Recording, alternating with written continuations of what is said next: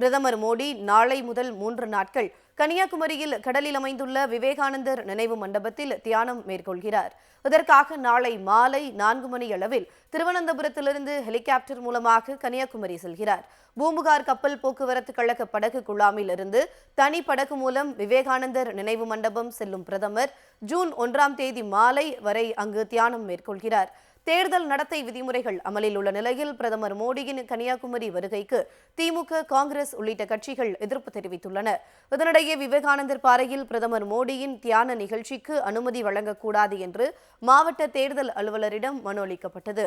கன்னியாகுமரி மேற்கு மாவட்ட திமுக வழக்கறிஞர் அணி சார்பில் அளிக்கப்பட்டுள்ள மனுவில் கன்னியாகுமரி விவேகானந்தர் மண்டபத்தில் பிரதமர் மோடி தியானத்தில் ஈடுபடுவது தேர்தல் விதிமீறல் என்றும், பிரச்சாரம் ஓய்ந்த பிறகு ஊடகங்களை பயன்படுத்தி தியானம் என்ற பெயரில் பிரதமர் மோடி மறைமுகமாக பிரச்சாரத்தில் ஈடுபட திட்டமிட்டுள்ளதாகவும் அந்த மனுவில் குறிப்பிடப்பட்டுள்ளது.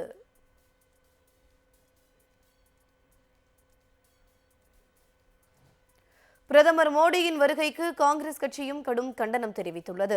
தமிழ்நாடு காங்கிரஸ் கமிட்டி தலைவர் செல்வ பெருந்தகை வெளியிட்டுள்ள அறிக்கையில், இறுதிக்கட்ட தேர்தல் நடைபெற இருக்கிற 57 மக்களவை தொகுதிகளில் அரசியல் ஆதாயம் தேடுவதற்காக விவேகானந்தர் பாறையில் தியானம் செய்ய பிரதமர் மோடி தேர்வு செய்திருப்பதை விட ஒரு அரசியல் மோசடி வேறு எதுவும் இருக்க முடியாது என கூறியுள்ளது.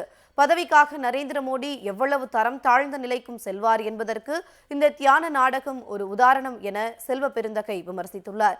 பிரதமர் மோடி தியானம் மேற்கொள்வது அரசியல் நோக்கம் கொண்டதே தவிர ஆன்மீக நோக்கம் கொண்டதல்ல என்றும் அவர் தெரிவித்துள்ளார்.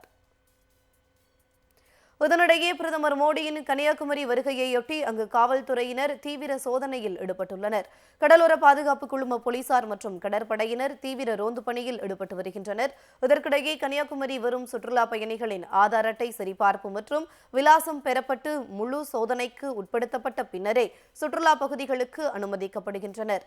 கன்னியாகுமரியில் இயங்கி வரும் அனைத்து தனியார் தங்கும் விடுதிகளிலும் சோதனை மேற்கொண்டு வரும் காவல்துறையினர் விடுதிகளில் தங்கியிருப்பவர்களின் விவரங்களை சேகரித்து வருகின்றனர்.